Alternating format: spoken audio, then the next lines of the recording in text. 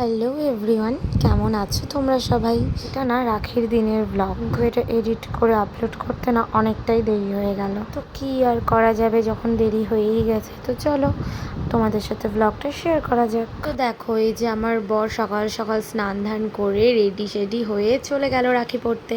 আর ওই যে সামনে হলুদ গেঞ্জি পরে যাকে দেখছো, ওর নাম তোতন। আর এই যে ঝিম, ওদের বাড়িতেই রাখি পড়তে এসছে। বছরই কিন্তু ওরা রাখি পড়ায় তোতনকে আর আমার বরকে। আর এদিকে দেখো, এটা হচ্ছে জলিদি, মানে ওই যে বললাম না তোতনের দিদি। জলিদিও ওদেরকে রাখি পরিয়ে দিল। মানে হ্যাঁ, জলিদিও কিন্তু প্রতি বছর রাখি পরায়। তো এই যে এদের রাখি পরানোর পর্ব চলছে। আর এটাকে বলো তো, এটা হচ্ছে রিম, মানে ঝিম আর রিম, ওরা দুই বোন। ওই যে রিমও রাখি পরিয়ে দিল। তো তারপর ওরা সবাই মিলে ওই একটু ভিডিও করছিল, মজা করছিল সবাই মিলে।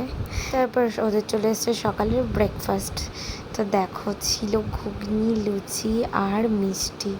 আচ্ছা, তোমাদের কার কার লুচি খেতে খুব ভালো লাগে বলো তো? আমার কিন্তু খুব ভালো লাগে লুচির সঙ্গে ঘুগনি তরকারি, যাই হোক আমার দারুণ লাগে লুচি আর তরকারি। তো ও রাখি পরে বাড়ি চলে এসছে। তারপরে এই যে দেখো মামুন, ও রাখি পরাতে চলে এসছে। এই যে ও রাখি পরাচ্ছে। আর দেখো রসগোল্লা, আমার বরকে ও রসগোল্লা খাওয়াবে, তো ও বলছে যে না, আমি গোটা রসগোল্লা খাবো না। আর মামুন ওকে গোটা রসগোল্লাই খাওয়াবে। ওই করে করে এই যে দেখো খাইয়েই দিল গোটাটা। তারপরে ওও খাইয়ে দিল মামুনকে মিষ্টি। তো তারপর আমি বললাম যে তোমার হাতটা একটু দেখাও, যে দেখাই কটা রাখি পরেছো তুমি। আজকের ভিডিওটা এতটুকুই, বাই সবাইকে।